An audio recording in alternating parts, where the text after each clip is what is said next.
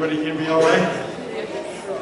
All right. On behalf of our veterans and their families, I extend the warmest of welcomes to you this morning. And I thank you for honoring our veterans with your presence here this morning. Never did they stand so brave as when they had so much to fear. Never did they give so freely as when they had so much to lose. This morning, we reaffirm our commitment to them. We will never forget. Our invocation this morning will be brought to us by Reverend William Dudley. He is pastor of the Union Church of South Foxborough, but he's also a very active member of the Veteran Services Advisory Committee, reaching out to veterans and their families to help meet their needs. Pastor Dudley.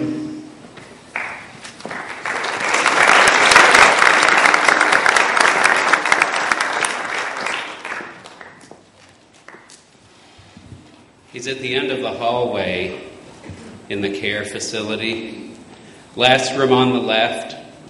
He has a closet, a bureau, a bed, and a TV. He's alone most days, sitting in his wheelchair, watching TV, but mostly he's looking out the window. And as he does, he remembers. Looking out the window, he sees line upon line of young men in uniform, jumping into the water, running up the beach, dodging enemy fire. He hears again the cry of the wounded. He remembers looking the enemy in the eye and seeing the eyes of a frightened young man looking back, much like himself. Today in his wheelchair, end of the hallway, last room on the left, he feels forgotten. But we are here today to tell our veterans they are never forgotten, and we honor them for their service. They wait in the line at the registry of the motor vehicles in their U.S. Navy Korea ball cap. They keep the minutes at the Veterans Committee meeting. They cut hair in the barber shop. They count 18 surgeries on their leg as they lift their children into a car seat, courtesy of a roadside bomb in a desert 12,000 miles away. They are our veterans, our first and only line of defense for those ideals we cherish: freedom to worship, freedom to assemble, freedom of speech, freedom to vote and take part in the direction of our nation. They like nothing better than to blend in and watch us enjoy these things they have preserved for us. They don't ask for much, but they deserve our very best care. In word as well as action, they deserve our thanks. As a grateful citizen, speaking for all grateful citizens today, I say thank you. Thank you to all of you who have served. Could we pray together? Heavenly Father, we thank you for this great land that you have blessed us to be citizens of. Thank you that you have given us life, liberty, the pursuit of happiness. And thank you that you have given us those men and women brave enough to step forward time and again to protect us from those who would conquer us and take away all that is valuable to us. As we honor them today, we ask your blessing upon them. And we give you thanks for them, for their courage, for their love of country, for the protection of our soil. In your name we pray. Amen. Amen. Thank you very much, Bill. Bob Siteman, the chairman of the Veterans Advisory Council, was looking forward to leading us in the salute to the flag this morning, but circumstances intervened. He had major surgery last night, is doing well this morning. But we are privileged to have an Eagle Scout candidate step in. He's Tim Smith, a member of Troop 32, and I would ask everyone to rise and Tim to come forward and lead us in the Pledge of Allegiance. And following the Pledge of Allegiance, please remain standing as we sing the national anthem led by the Serenading Seniors. Would you all please join me in the Pledge of Allegiance? Scout salute.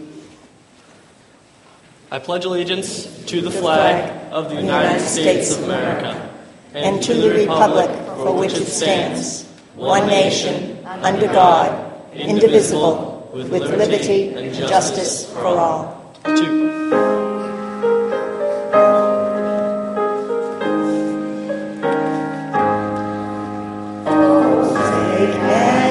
See by the dawn's early light what so proudly we hailed as the twilight's last gleaming, those bright stripes and bright stars through the perilous ride. Oh, the ramparts we watched were so gallantly streaming, and the rockets spread clear, the bombs bursting in air, gave proof to the night that our flag was still there. Oh, save us as our spangled banner yet wave, for the land of the free and the home of the brave.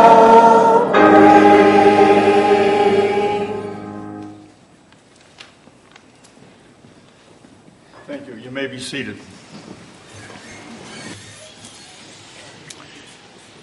And it's always such a pleasure to have members of our Scout troops participate in this program, linking yet another generation to our celebration of Founders Day. You notice at the front of the auditorium here, there's a table set up that is symbolic of the POWs and MIAs. The empty chair. Their spirit is very, very much with us this morning, as it was yesterday in the rather chilly wind up at Gillette Stadium, to have the New England Patriots be the first NFL team to dedicate a chair to the POWs and MIAs.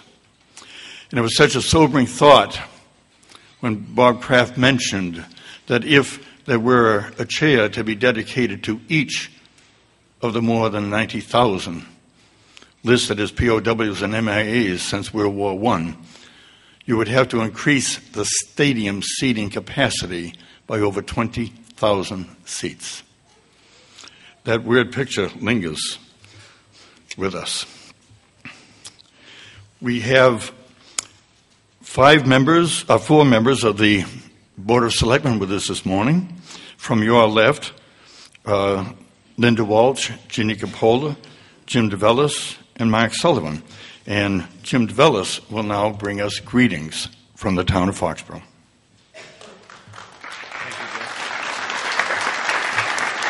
Thank you. Thank you very much, Jack.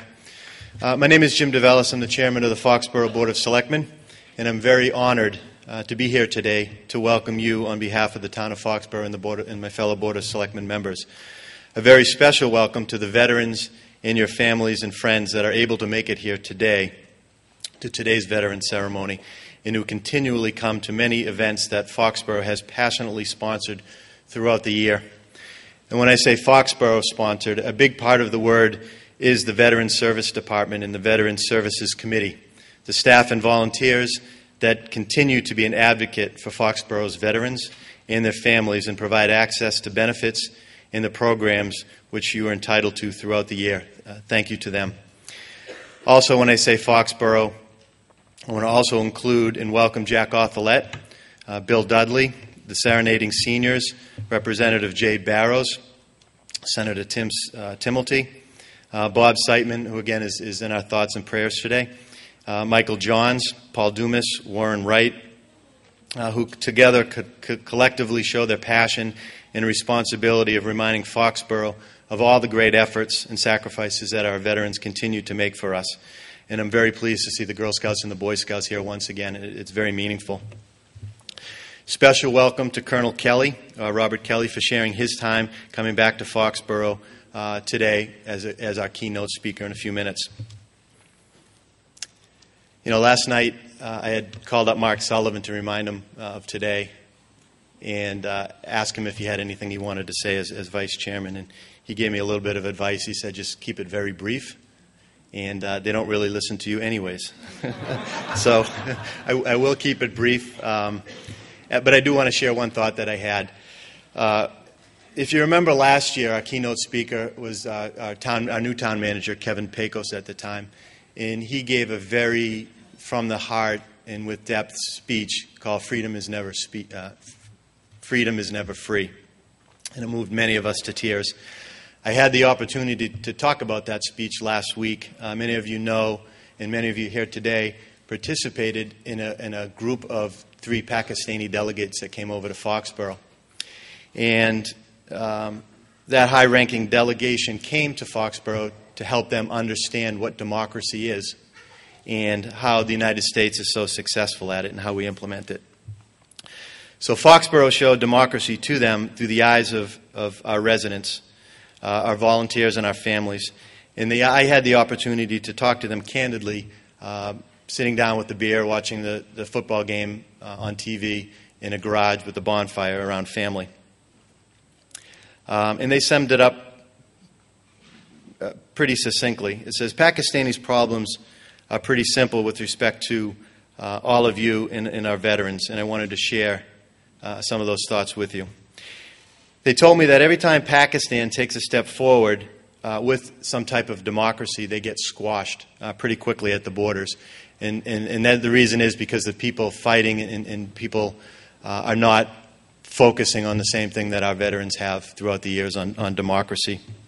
And talking to these men, they had young families, and there was a sense of pride in what Foxborough has done, and a sense of gratitude for the veterans of Foxborough. And a lot of times the Foxborough residents day to day don't realize that, but we can sleep very well at night because of all the work and all the integrity that the military has throughout the years. And that came loud and clear over their meetings that we had that we had over the last couple weeks. So for all of this and for all that you do, I want to welcome you all today once again to our Veteran Services. I hope you enjoy what the many volunteers have put together for you in the next hour. And thank you very much. Appreciate it.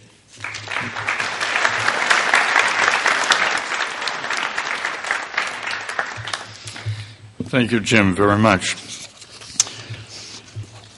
We are privileged to also have with us this morning our State Representative, Jay Barrows, and he will bring us the Veterans Day proclamation from the Commonwealth of Massachusetts.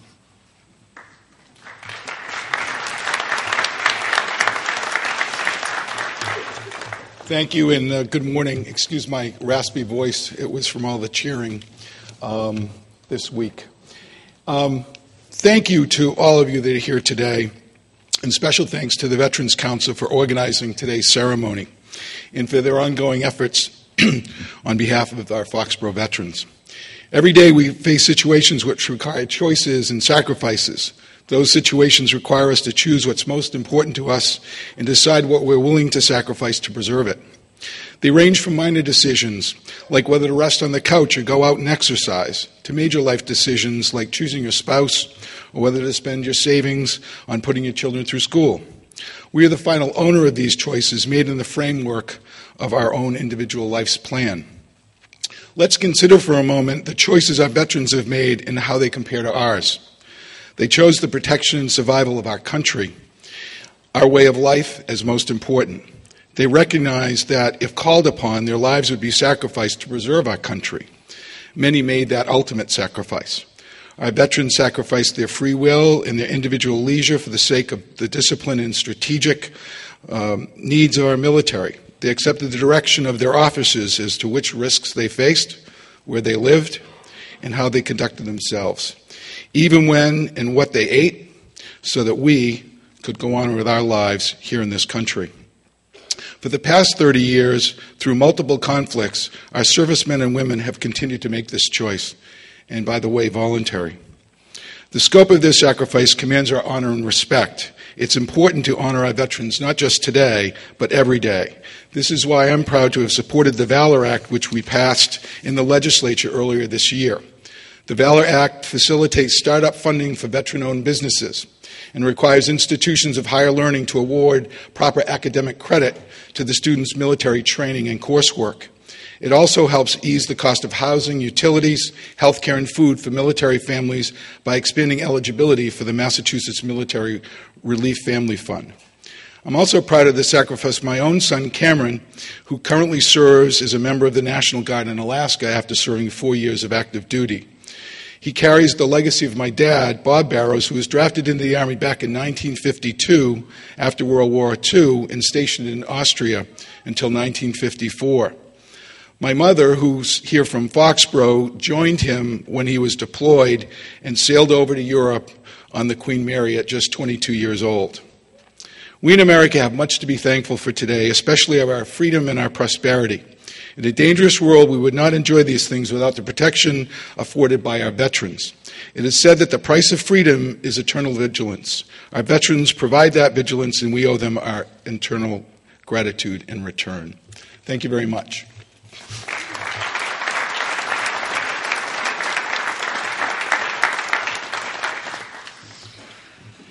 Jay, that was much more inspirational than a proclamation that my notes indicated. We appreciate that very much. But we have to be very, very much aware, as residents of Foxborough, the type of representation we get from Jay and also from Senator James Timothy. And Jim would like to share some remarks with you this morning as well. Jim?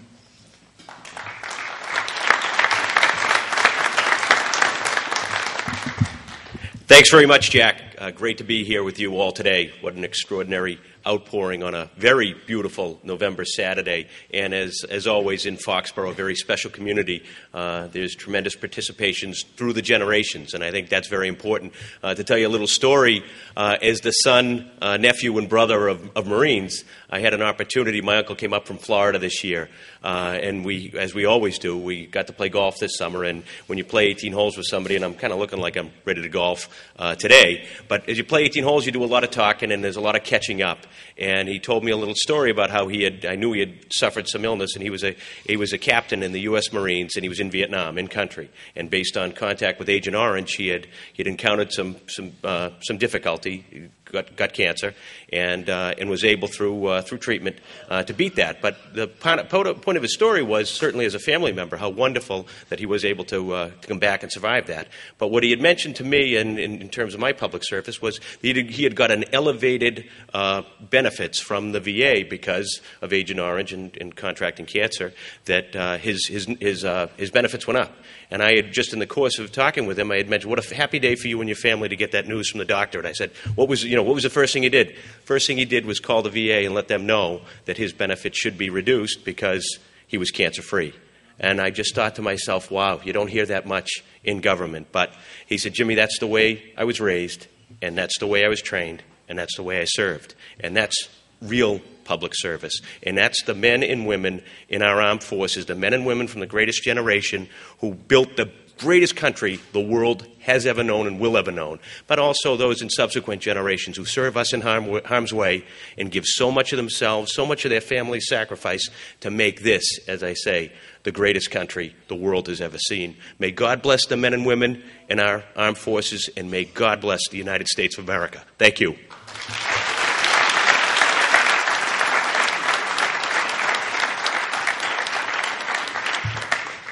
Thank you very, very much, Jim.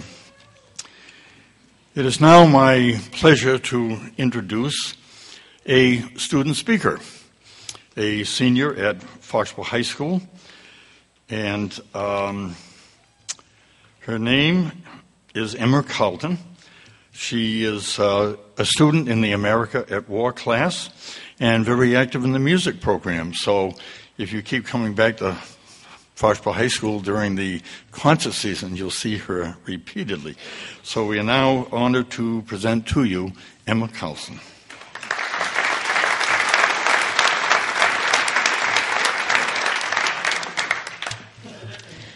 What is a veteran?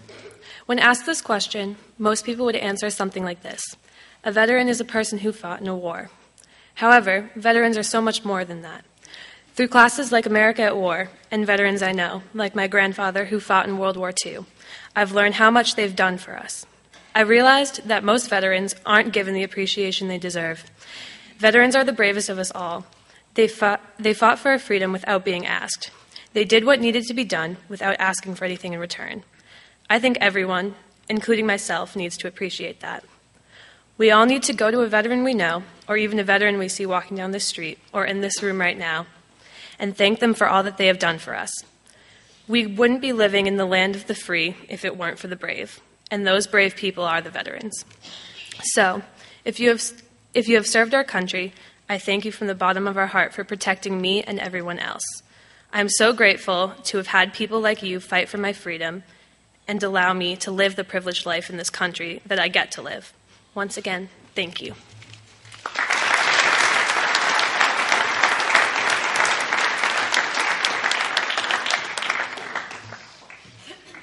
Extremely well done, Emma.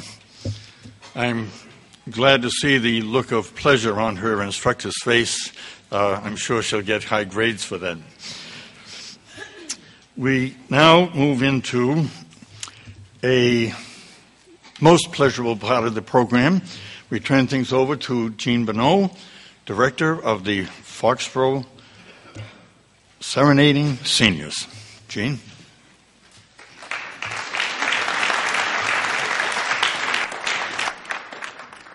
This is a patriotic medley, so you should know the songs, and please sing along with us. If you don't remember all the words, hum it.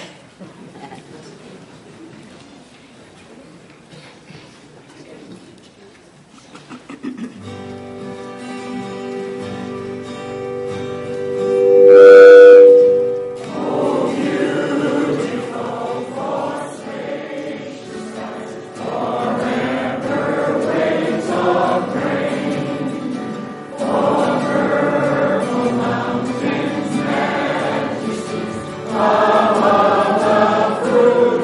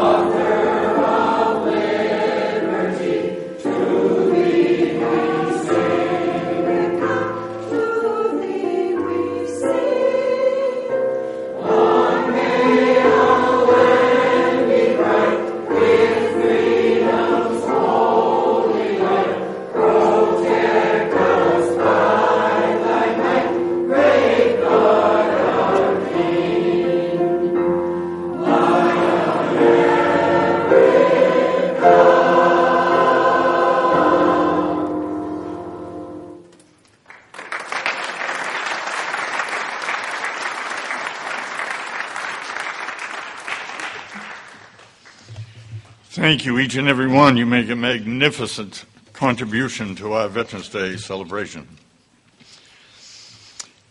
Now, Mike Johns picked up the challenge of providing services to our veterans from the late Carl Cush, whose spirit is very, very much with us today.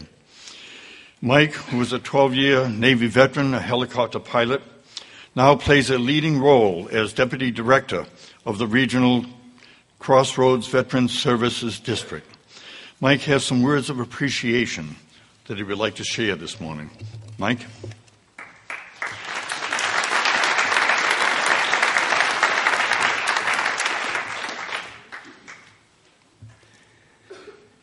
Part of your medley, Proud to be an American, really frames the words that I want to say this morning. And before that, I want to say I'm having difficulty with all the boutonnieres and things I'm supposed to be hanging on my lapel this morning. I started off with my veteran U.S. flag, and then I got shaken down earlier this morning for a poppy, which is this, which the veterans take donations for twice a year. And then on the way in, got a beautiful red, white, and blue thing on my program. So thank you. These poppies, you hear all kinds of things about scams. You get calls at home, leave a check on your door, this, that, or the other nonprofit program that you didn't hear of the day before, looking for money to serve veterans. And I'll tell you that from Town Hall, you'll never get a call asking, please leave a check on your door, please send money. You know, your services are provided as part of your tax dollars, and Heath and I are very happy to do that. And we have a committee of 12 who volunteer their time, and that's what we're here for. The poppies, let me tell you just very briefly what they're about. On Memorial Day, the Veterans of Foreign War in the past years have stood outside of Stop and Shop and accepted donations. And I say donations. They give away these poppies just to wear or hang on the mirror of your car as a remembrance of veterans' sacrifice. And but you may put a dollar or two in the basket as well. On Veterans Day, the American Legion does the same thing. And that's where I got shaken down this morning at Bass Pro Shop. Proud to be an American. This morning, my words are from the perspective of a veteran speaking out to a community. We have a gentleman in town who goes around one by one and takes down our Memorial Square plaques. Each of these 29 plaques is dedicated to one of our war dead. He doesn't want his name to be mentioned, so I won't.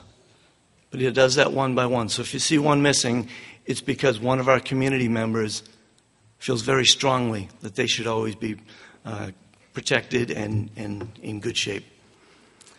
We have another gentleman who also wanted to stay anonymous.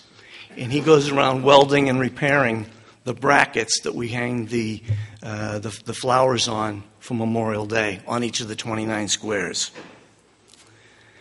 We also have a group of individuals that this morning were busy at 7 o'clock, and Monday night they'll be busy at 4 o'clock, putting out the flags around the Common, Mechanic Street, and Central Street.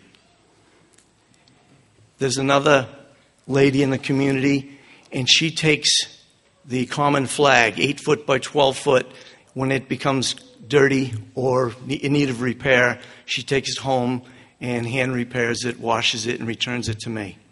Another anonymous citizen that feels it's important. For these things, I'm appreciative. We have veterans and non-veterans alike who volunteer their time to drive veterans to their appointments at the VA hospitals because we don't have another means to get them there. I have a family who's been donating puzzles that Heath and I have been delivering to the Providence and Jamaica Plain VA for the patients there to occupy their time. We have folks in this room who donate their time at the West Roxbury VA calling out bingo for the veterans who are there for short and long term. And we have at least one, maybe more amongst us today, who go to the Brockton VA Hospital at least once a month and teach fly tying to disabled veterans who really appreciate their time.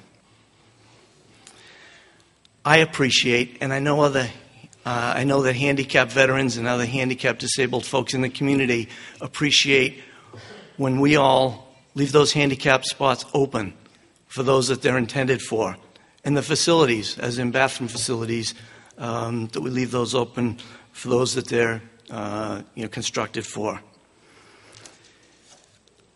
I'm appreciative, as a veteran, for facilitators who put on a Mutual Mondays program designed and implemented over the last 3 years for combat veterans here in Foxborough, and also open to the other 3 communities to work through their trauma, sometimes 50, 60-year-old trauma, sometimes as recent as a month old. For our clergy, counselors, and advocates who always go beyond the call of duty, I, as a veteran, am appreciative.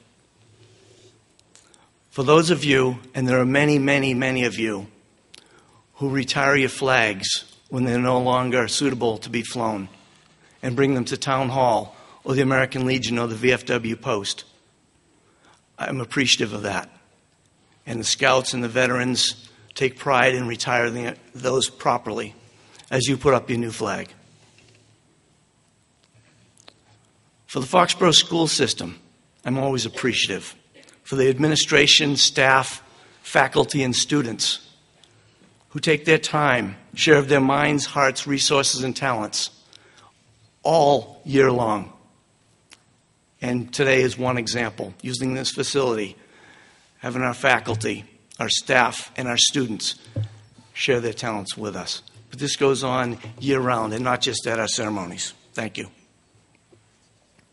The Scouts, who take pride in giving community service, civic pride, yard work after storms, and those sort of things. I, as a veteran, am appreciative. For the folks who keep up Memorial Hall, our historical commission, and our town historian, I'm appreciative that they do what they do. If you haven't been in Memorial Hall, I encourage you to do so. For our volunteers at Cable Access, who are always promoting our programs, our needs, and always there getting the word out to the community. Thank you. For the many VA employees who reside here in Foxborough, who have reached out to Heath Hobson and I and offered their assistance, saying what they do in their office and how they may intermesh with our local services. I thank those. I thank you.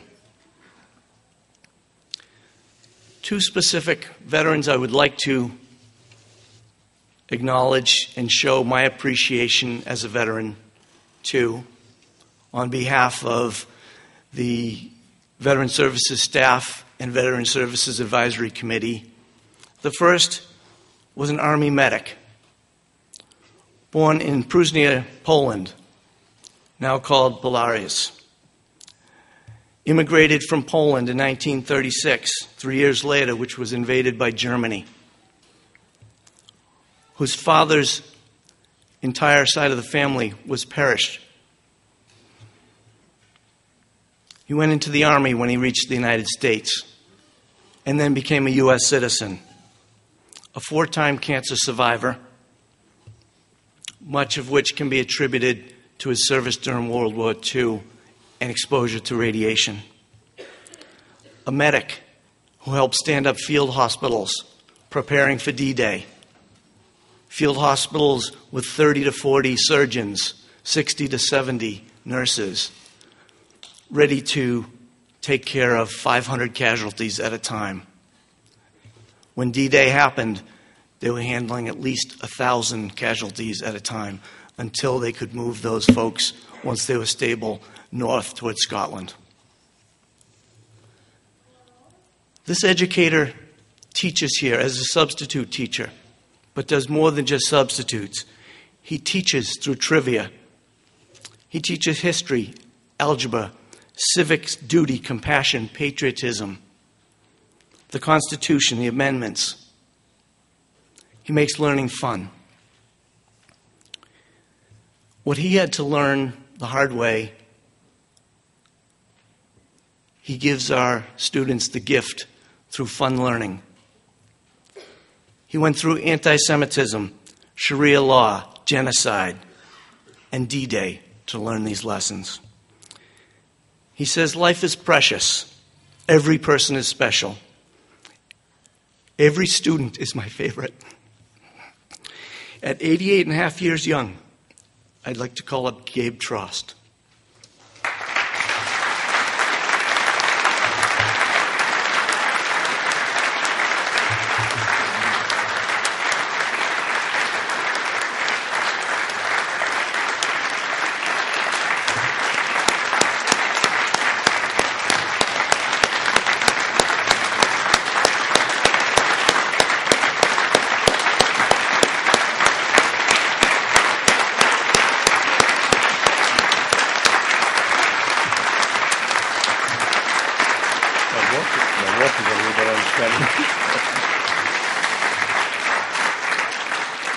Gabriel Trost, a true American hero, appreciates what it means to be an American.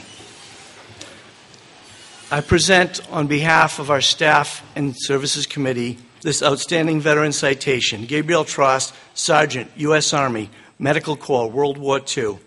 In recognition of your lifelong generosity and kindness in spirit throughout the community, your service to country, humanity, fellow veterans, and specifically the education of tomorrow's leaders is a testament to your character, tenacity, and intuitive acuity. We thank you for your loyal and dedicated service presented for Veterans Day on this 10th day of November 2012, signed by myself, Michael Johns, and yet to be signed by our Chairman, Veteran Services Advisory Committee, Robert Siteman. When he gets out of the hospital, we'll get that second signature.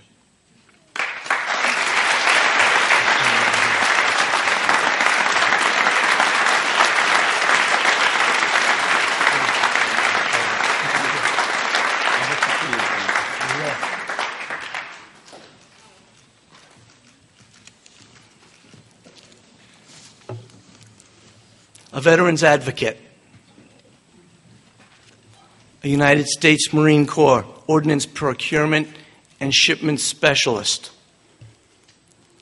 the one who shook me down for $1 for my poppy this morning, one who tirelessly collects supplies for care packages that are shipped out year-round, especially this time of year, one who prepares the flowers, along with Jane Siteman, one who makes calls to nearly 1,200 citizens during the storm of nearly a year ago, the Halloween storm, an active Legionnaire and former officer, an active member of the Massachusetts Women's Veterans Network. Notice the repeated use of the word active. Active rider into Gillette Stadium yesterday with Rolling Thunder and the American Legion Riders. Lieutenant Colonel Davis, United States Marine Corps, had this to say many years ago. Sergeant King, her maiden name, was outstanding at training new personnel, ambitious and popular with supervisors and coworkers alike. At 89 and a half years young and active, happy United States Marine Corps birthday, Josephine Miller.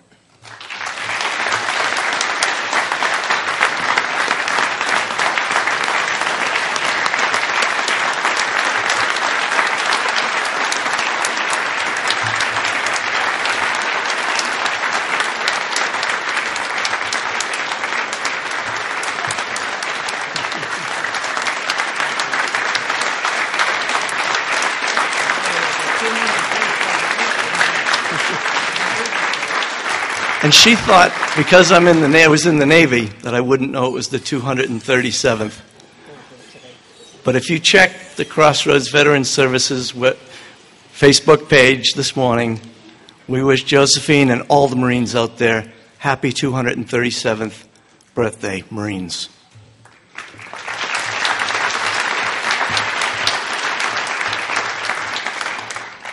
I'm proud on behalf of our staff and Veteran Service Advisory Committee to present this outstanding veteran citation to Josephine Miller, Sergeant, United States Marine Corps, World War II, in recognition of your lifelong generosity and kindness in spirit throughout the community.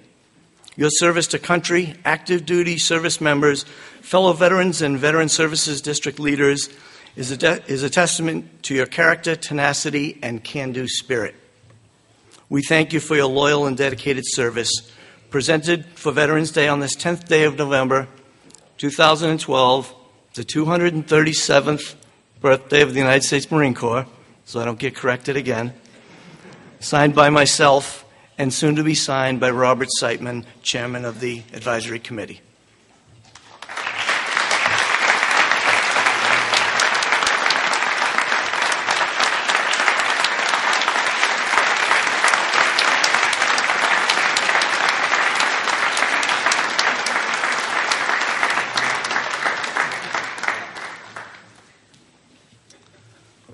For these two World War II veterans, and for all those anonymous individuals and groups that I mentioned, I, as a veteran, am appreciative.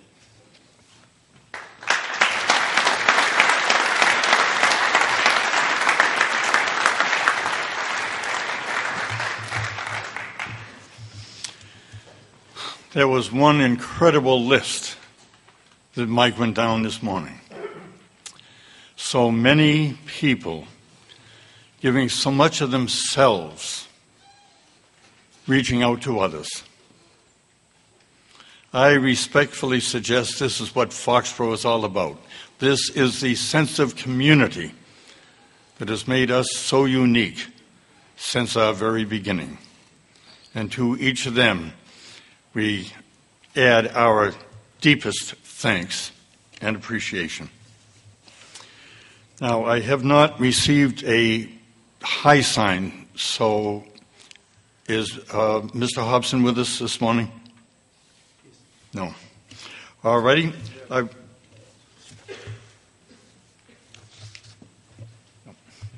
No, our second student speaker, we had a mix-up here. What I would like to do at this time, one gentleman I'd like to introduce to you is Commander Warren Wright. He is the head of the Veterans of Foreign Wars, Post 2626 in East Foxborough. Give a hand, please, to Commander Wright.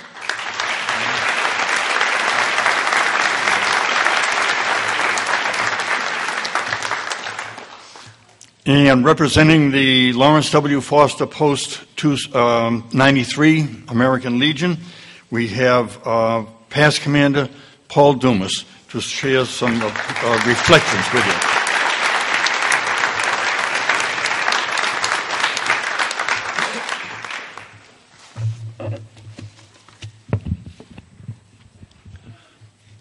Good morning. On behalf of Lawrence W. Foster Post 93, I want to thank you all for participating today and supporting veterans. Thank you. I'm not a shy veteran, but I'm very humbled by the comments I've heard from my predecessors at the podium. If you look at the program, see a lot of pictures, there's some words, but a picture is worth 1,000 words. And when you look at this program, two words come to mind for me. One is tradition, the other is reflection. And you heard reflections from some previous speakers, and I dare say that everybody in the audience has some reflections about veterans and the other historical aspects of veterans through the 237 years? Okay. The first picture reminds me of South Boston, where I grew up. There's a big hill there called Dorchester Heights, which has a monument on it. And I was physically, not figuratively, but physically born about 200 yards from that monument. And every March 17th, something happens in Boston. What is that? Anybody know? No, it's not my birthday. My son had that birthday, though. What happens that day in Boston on March 17th every year? Huh? Evacuation Day. I was glad to hear some people say that. Okay, it's also St. Patrick's Day, but Boston was the first parade on that day in the country, Evacuation Day, when George Washington drove the British fleet out of Boston Harbor. And there were veterans from the state of Vermont, the Green Mountain Boys, led by Ethan Allen, on a very wintry blizzard, took the cannons that were captured at Fort Ticonderoga, which is on the Lake Champlain, New York, Vermont border, through those mountains, parked them on Dorchester Heights, and that was one of the early successes of our colonial veterans. And of course that goes forward today to some of our Foxborough folks who are serving our country. Our latest speaker will be Colonel Robert Kelly, Foxborough High School, 1986, West Point, 1990. An excellent student and an excellent athlete and an excellent citizen, and by his rank alone, you know he's an excellent soldier. And we also we've been fortunate that we haven't had a fatality in our town of all the young veterans that are serving in country. We did have a major injury for Jerome Hanley Marine Corps, who I guess is doing better. But we've had a lot of kids from Foxborough going in the service, and we do have to honor them and support them as they return to private life. I'd like to share a couple of my reflections with you. Isn't it great to live in the United States of America? All the great things that have happened here. And in Massachusetts, thanks to guys like this. And in Foxborough, thanks like people like this, Mike Johns, Keith Hobson, Bob Siteman, and all the other veterans that are working behind the scenes to make things better for veterans. And you who support us, thank you. I remember as a kid, when I was your age, grammar school, hearing stories at the dinner table by my parents. I had a grandfather in the Merchant Marine. I had an uncle in Germany, in the Army, and an uncle in the Pacific, in the Marine Corps. I heard a lot of stories. I remember when I was around your age, sneaking into my father's closet and finding the Luger souvenir that his brother had brought back from him. Many of you have stories that you've heard. Reflect about it today. Share them with friends. And as you age, become citizens, share them with your children so the traditions that we have will go on. This town started this Veterans Day ceremony, I don't know what year, Jack would know, but it was first at the library. It became so successful, they couldn't accommodate the people, so they moved it to the Legion Post, and it became so successful, they had to move it up here. This is wonderful. Be ambassadors, and next year, bring somebody along with you. It's a wonderful ceremony. You have great music. These people are terrific. Thursday, I was thinking about the weekend, this holiday weekend, and I went to the Senior Center for a veteran service. And I had the honor to sit beside an 86-year-old Marine who came from South Boston, where I came from, and we had a nice conversation during the ceremony. And I happened to mention to my friend the Marine that there was another veteran in the audience, a 93-year-old Army Air Corps veteran over 30 missions in World War II in the England-Germany sector. And this 93-year-old veteran, in 2004, took all the notes that he had and letters, and some from his fellow crew members, and he's the last one still alive, and he put all those notes together in a book, which he let me take. An Unforgettable Adventure, written in 2004 by a present 93-year-old veteran. It's remarkable. And I want to leave you with a thought today. Get a book about veterans or service, or watch a movie, and continue to do that through the years for future Veterans Day. In closing, I want to again thank you for all your support for veterans today and every day. Thank you.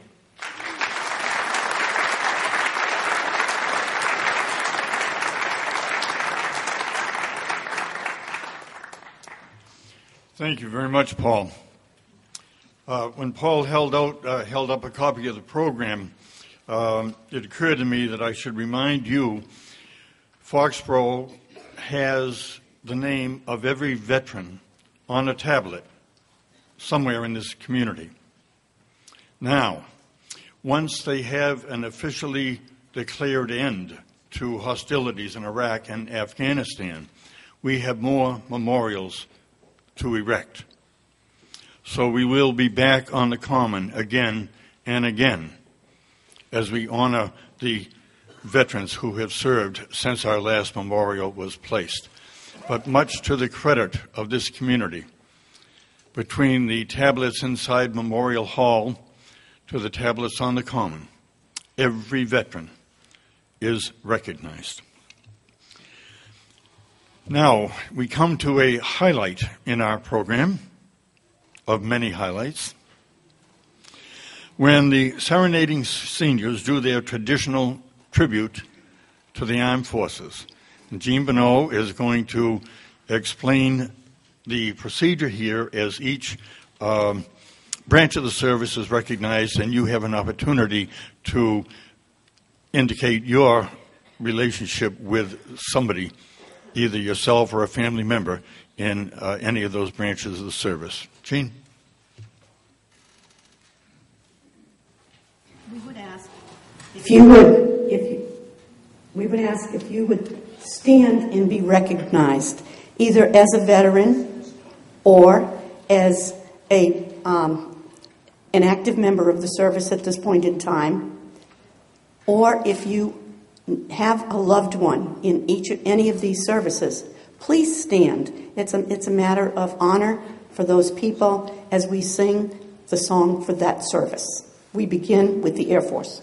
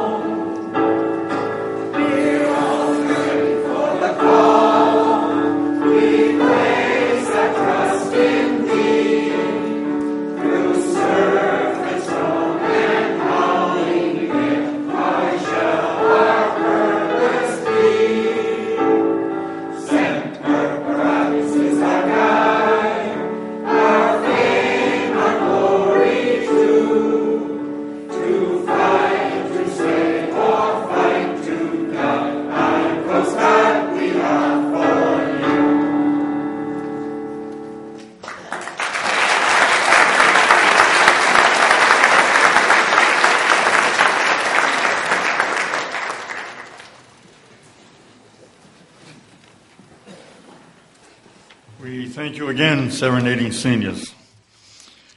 That was good and gave us some exercise. For our first keynote speaker this morning, today is somewhat of a homecoming. Robert Kelly is a 1986 graduate of Foxborough High School. He played football and basketball all 4 years, serving as team captain in both sports in his senior year.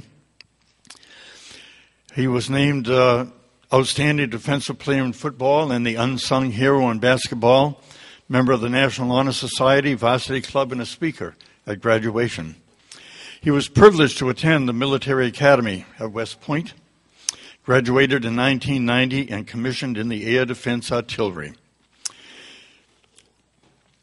He had been assigned to Germany, Saudi Arabia, Kuwait, Korea, Iraq, and numerous locations across the United States. His military specialty is with the Patriot Air Defense Team.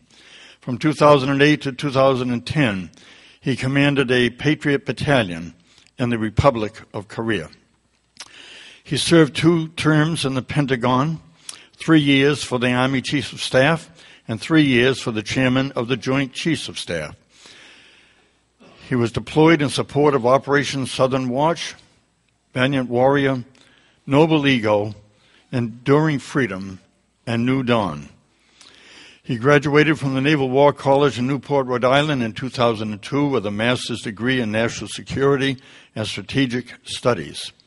His awards and decorations include the Bronze Star Medal, the Defense Meritorious Service Medal, the Meritorious Service Medal with 4-Reed Cluster, and the Parachute Badge, among several others. His most recent assignment was with the senior U.S. advisor to the Iraqi Commanding General for Combined Armed Training at Forward Operating Base Hammer in eastern Iraq, and is currently a student at the United States War College in Carlisle, Pennsylvania. Ladies and gentlemen, it is my honor to present to you this morning Colonel Robert Kelly.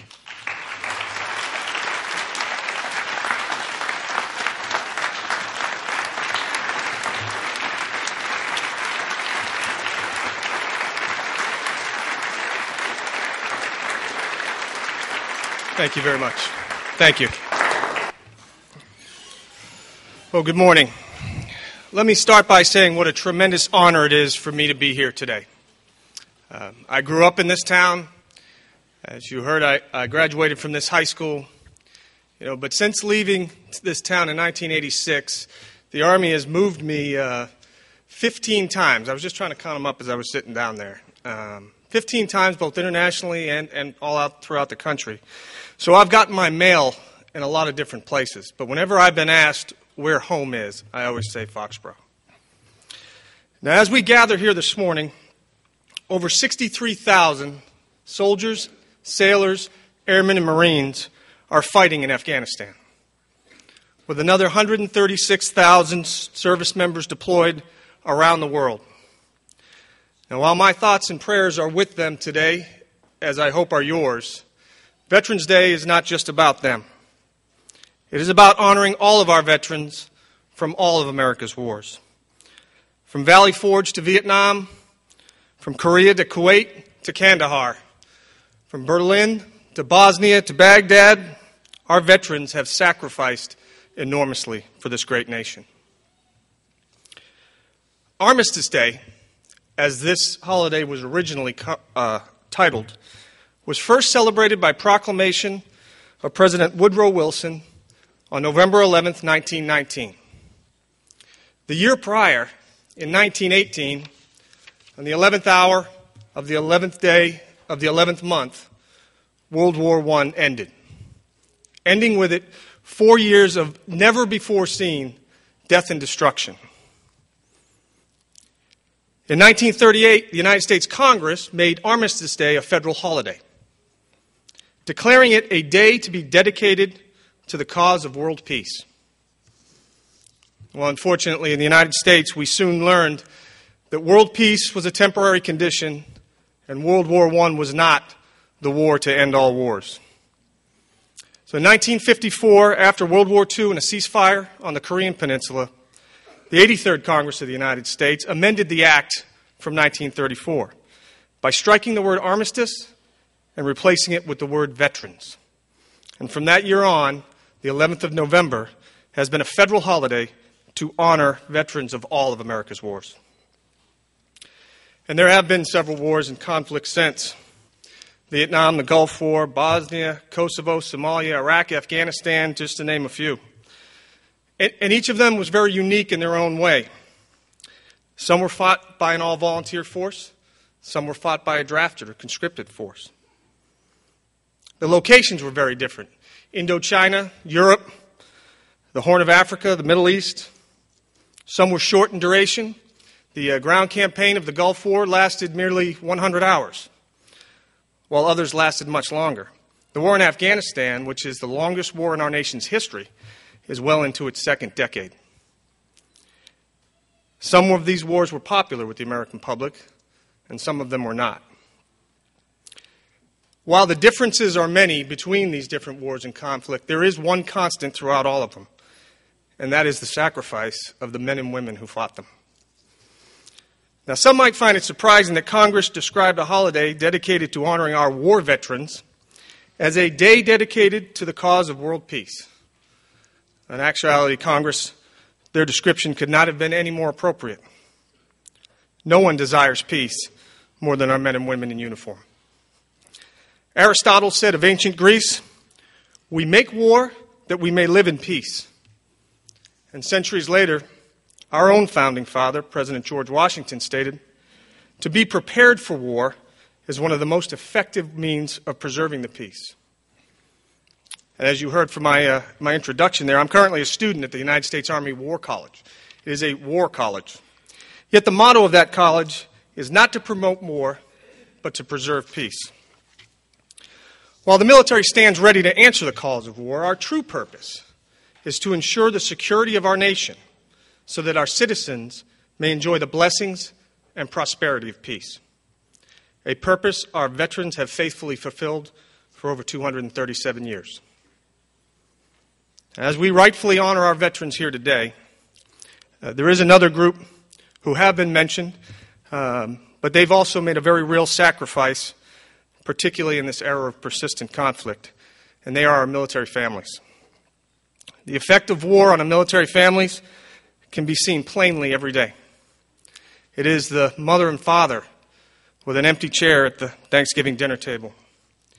It's the spouse who has to play mom and dad, assume all the household chores, and not have a moment's rest for months on end. Or it is the young son or daughter who celebrate a birthday or Christmas or even a Little League game with one parent notably absent. The level of sacrifice military families make in support of this great nation is real and it is substantial. And I would ask that you reflect on those military families today as well. This year, we celebrate Veterans Day with more hope than in recent times. Our troops have returned from Iraq. The drawdown has begun in Afghanistan. Admittedly, we face challenges as well, such as long-term care for our veterans in a struggling domestic economy. See, today's advances in medical technology have led to our wounded surviving injuries which were fatal in previous conflicts, significantly increasing the number of disabled veterans in our population. Our current understanding of the human mind and body results in improved detection and treatment of the so-called invisible wounds of war, such as post-traumatic stress and traumatic brain injury. Now, these injuries are not new or unique to the current conflicts, and we must ensure our veterans from past wars benefit from medical advancements as well. Many of our veterans bear the scars of honorable service, and we, as a society, must ensure that we fulfill our obligation to provide them with the very best care and support possible. Veterans Day gives us a tangible opportunity to thank our veterans, all of our veterans, from all of America's wars. When called upon to defend our nation, they responded courageously and they sacrificed greatly.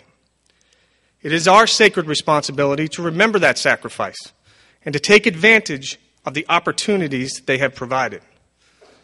In the words of President John F. Kennedy, As we express our gratitude, we must never forget the highest appreciation is not to utter words, it is to live by them. Thank you very much.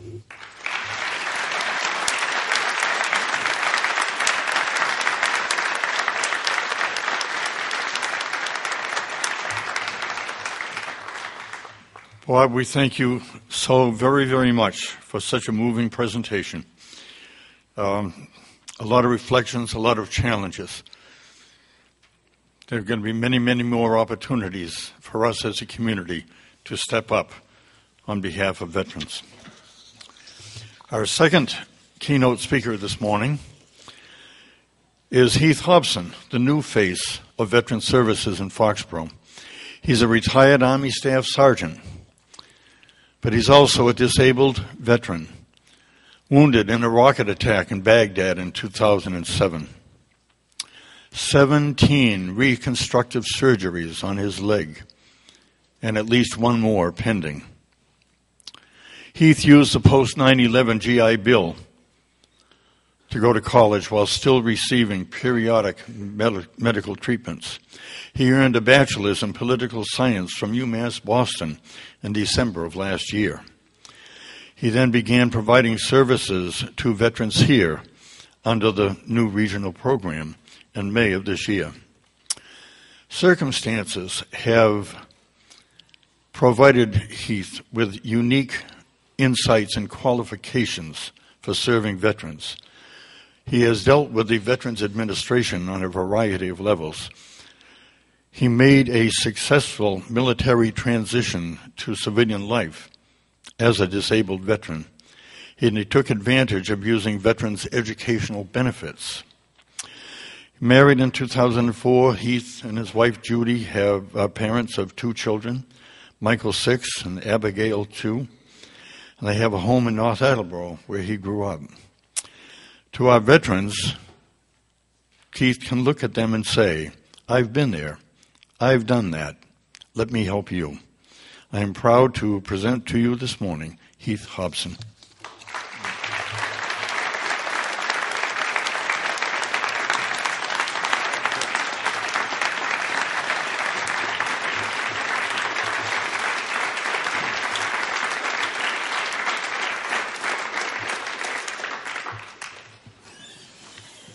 Welcome, Foxborough. Thank you, everyone, for coming out today. And thank you, Jack, for that wonderful introduction. And I want to thank everyone that made today possible. This town is great. I love Foxborough. The Serenading Seniors, this is an amazing event today with you and the help of the Scouts and everyone that just came out to support the veterans. I've met a lot of great people in this community in the relatively short time I've been on the job. And so far, it's been a pleasure to serve Foxborough veterans and their families. You know, when I first took this job, I honestly had no idea whether I'd enjoy it or not. I thought that it would be great if I could use my knowledge that I gained through my own struggles to help guide my fellow veterans. But I also thought that there might be a chance that I would feel as if I were reliving my own frustrations. Well, it was the former. I realized that everything I had been through, from medical care and retiring out of the Army to obtaining and using my VA and education benefits, has allowed me to be effective. Dealing with the red tape in any branch of service and with the VA means dealing with some of the largest bureaucracies ever created. And it can be painstaking. Dealing with one right after the other can be as stressful as combat itself, especially if the veteran is just readjusting to society after spending months on end in a combat zone. It takes a lot of will for many veterans not to just throw in the towel and give up on the benefits that they've earned. It takes persistence. And that's what I've had to do for myself and my family. And now that's what I get paid to do for others. And it has been the most satisfying job I have ever had. I should also mention how fortunate I am having Mike Johns as my mentor coming into this job. Mike brings a high level of passion and professionalism into the job, and thanks to his leadership, I believe we are on our way to providing the most effective services our local veterans have ever seen. You can put us to task with what I said. I stand by it. Another great aspect of this job are the stories that I hear from veterans of my parents' and grandparents' generations. Every veteran has a story, and in many cases they are reluctant to share them. But many times they've opened up in my office and given me the opportunity to connect with them in a way that helps me understand their individual situation. And on a whole, this teaches me about each era of veterans, wartime and peacetime, with a real inside look at what life was like for them in the time that they have served. I feel so fortunate and blessed to be able to sit down quite often with veterans of the greatest generation. Most of them were less than half my age than I am now when they went off to war. Just kids whose journey to serve became a defining factor in who it is they would become in life. Some forever burdened by the scars of war, and most of them have the characteristics of humility mixed with pride. I get to witness the resilience of these great Americans through their own words and the stories of their full lives. It's truly amazing and encouraging.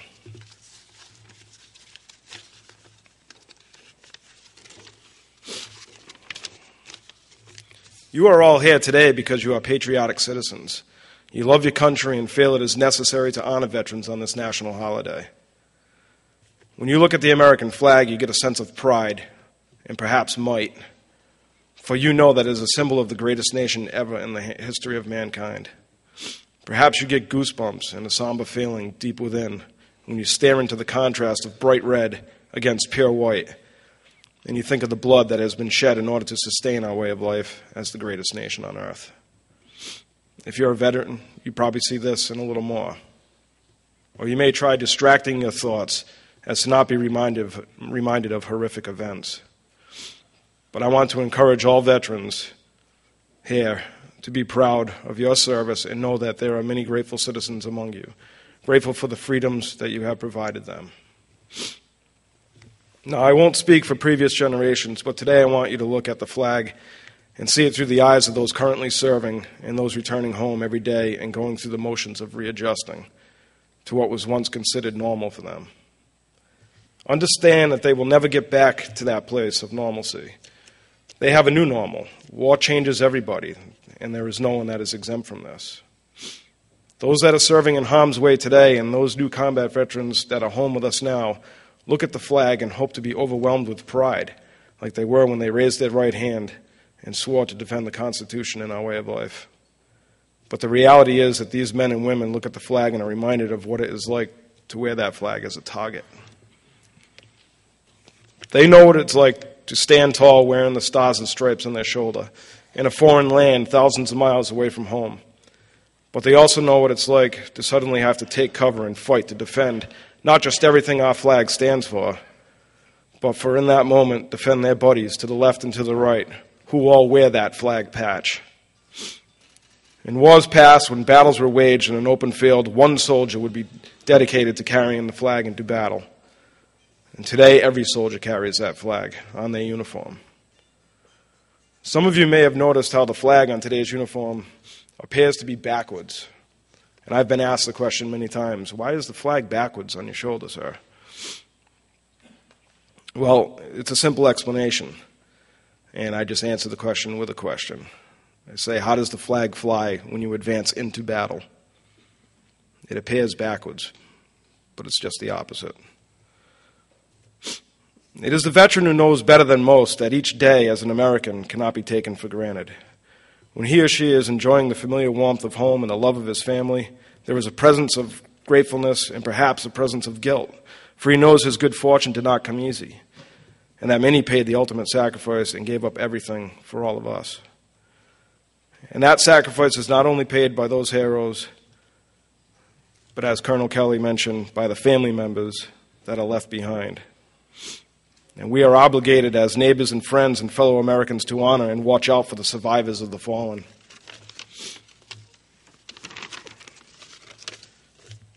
And today, something similar to this hits home. I want to mention that we have a couple young men in the audience, hockey players from Foxborough. Tanner and Tucker. Kennedy, where are you guys? Raise your hands so people can see you. Well, stand up. Go ahead and stand.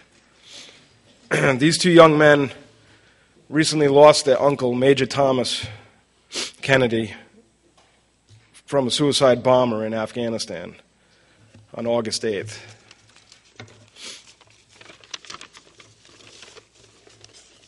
Major Thomas Kennedy was a true American hero, highly decorated officer, and more than that to these young men. He was an Army hockey player,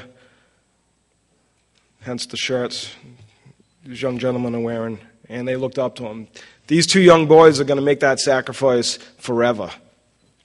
It doesn't go away when the war ends. Major Kennedy left behind a young wife and two young children, Tanner and Tucker's young cousins.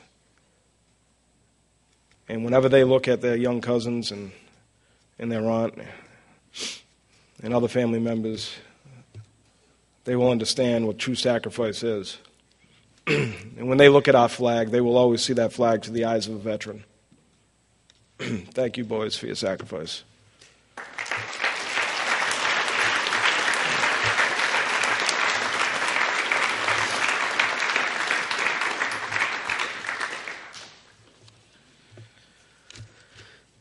If you notice, I'm not wearing as many things on my lapel as Mike. I have a problem just keeping my buttons on this jacket. One of the perks of working in town hall now is someone always bringing in donuts. And then I have Josephine, who brings me snacks every Thursday. Which don't stop doing that, Josephine. I appreciate it. But I just want to say something about the job, and Mike kind of touched on this. A lot of people get phone calls at home about veterans charities and donating money for this cause or that cause. But you have to understand something, that there's a lot of needy veterans out there. And they're resilient. They won't admit that they need something. But they also don't get the phone calls you guys get. You get the phone calls looking for money, but they don't get the phone calls seeing if they need the help. And we certainly don't get them in my office. So if there's anything I can encourage you to do today to help a veteran, is bring them in to see me or Mike. And let us sit down with them. Even if they think they don't have any type of issues, we can start a file on them, get to know them, and maybe find benefits that they've earned that they don't know about. Just tell them to give us a call.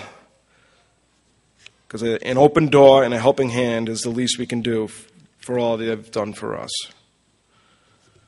Thank you again for showing up today. God bless you all.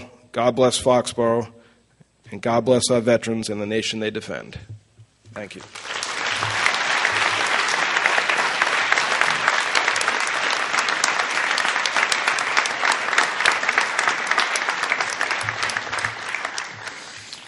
How privileged we are to have him on staff.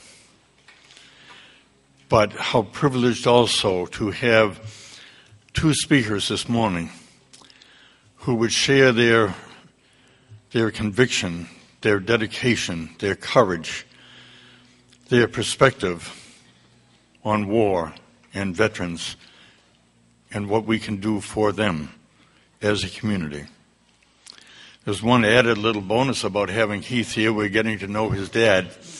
He's a great guy. His family is kind of young to be out at all these events, so a very proud dad stands in for them on all of these occasions. As our program begins to draw down, I would like to point out two things. This afternoon we have an open house at Memorial Hall from 1 to 4 p.m. to commemorate Foxborough's participation in the Civil War. So we have many, many displays, videos, and things of interest, and we would hope that some of you would have an opportunity to come by. There will also be refreshments after the program down in the cafeteria, served by staff members of the Doolittle Home. As we close this program, there are so many hidden contributors to the success of this program, but we have to acknowledge the high school staff, and I also had an opportunity to meet a young man by the name of Brendan Johnson, who's running that big keyboard in the back of the volume and controls of this meeting, and just the size and number of buttons on that thing would scare me half to death. And he's up there doing a great job. So we have one addition to our program, and that is following the benediction. We will have an opportunity to stand as a community and sing as perhaps it's never been sung before, God Bless America. Now, I was told by someone in the audience who did his homework this morning, the first time that song was sung was 74 years ago today, sung by Kate Smith and written by Irving Berlin. And what a privilege that we are going to be able to sing it with the serenading seniors this morning. And the words are in the back of your program. So we will close our program this morning with a benediction by Reverend Arthur Warner, retired pastor of the Church of Emmanuel. Arthur.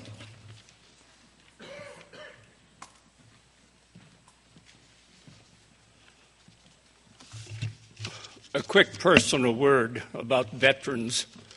It was 61 years ago, right now, that I planned to try to join the Air Force. One of the reasons was men were being drafted to go to the mud of Korea, and I wanted to fly over it. Instead, God drafted me. He said, I want you in my army, and I left for Bible college, and for all of these years, endeavoring to serve God in the calling that He put in my life. The closest I came to it is my grandson right now, just recently joined the Army a little over a year ago, and about a month ago was selected for Special Forces and training. I'm honored to have a grandson follow it. For those who are veterans at this moment, would you give them all a hand just to say thank you?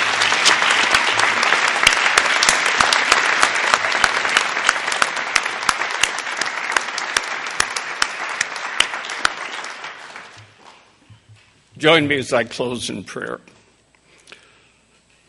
To the sovereign triune God who existed in eternity before the world began, to the same magnificent eternal God who created the heavens and the earth for us to observe and marvel, to the same magnificent God who revealed yourself as a covenant-keeping God to Abraham, Isaac, Jacob, and Joseph, to the same magnificent God who revealed yourself as Yahweh to Moses and led your people out of the darkness and bondage of Egypt, to the same magnificent God who raised up Joshua, David, and Isaiah, and all the prophets to lead your people into the promised land, to the same magnificent God who revealed yourself as Jesus, to lead us into your freedom, as we bow before you today.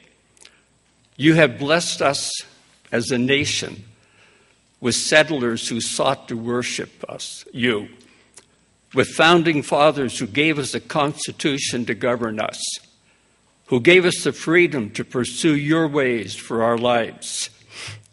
We mired ourselves in a revolutionary war, a messy, tragic civil war, and a multitude of wars in other nations. We've left our fallen heroes on foreign soil and even rebuilt defeated peoples. Our brave warriors still fight for peace and justice. Their sacrifice finds dignity in the death of Jesus for all of us.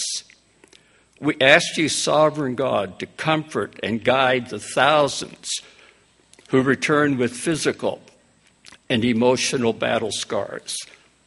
Forgive us for abandoning them on foreign soils and forgetting them when they arrive home weary and scared. Show us how to care for them and their families. We thank you for wives and husbands and children who have been willing to sacrifice their normal comforts and send their loved ones to the battlefields. Thank you for every organization that teaches us how to care, and for the freedom to meet and to honor these, our warriors. We're now in a worldwide, complicated war where we've never been before.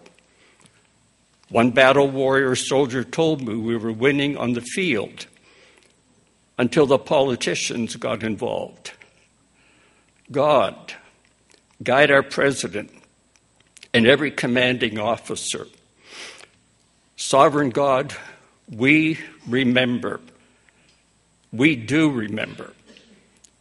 Now we ask that that same magnificent God of all wisdom and all comfort and all mercy show up in our hearts and minds today and in our leaders and friends. We ask in the name of the same magnificent triune God, the Father, the Son, and the Holy Spirit. Amen.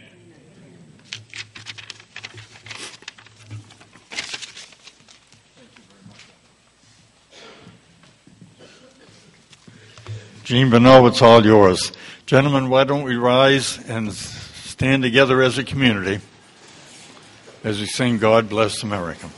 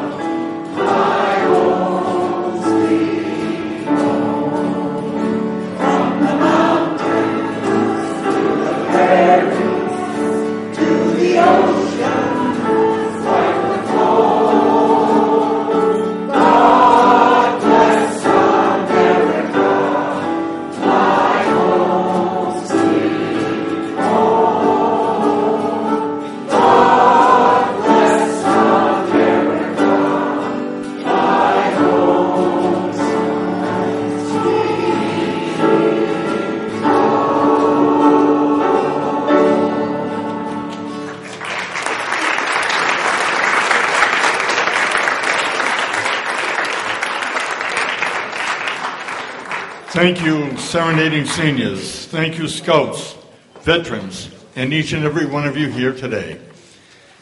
Thank you for making this such a most meaningful Veterans Day celebration, and God bless America. Thank you.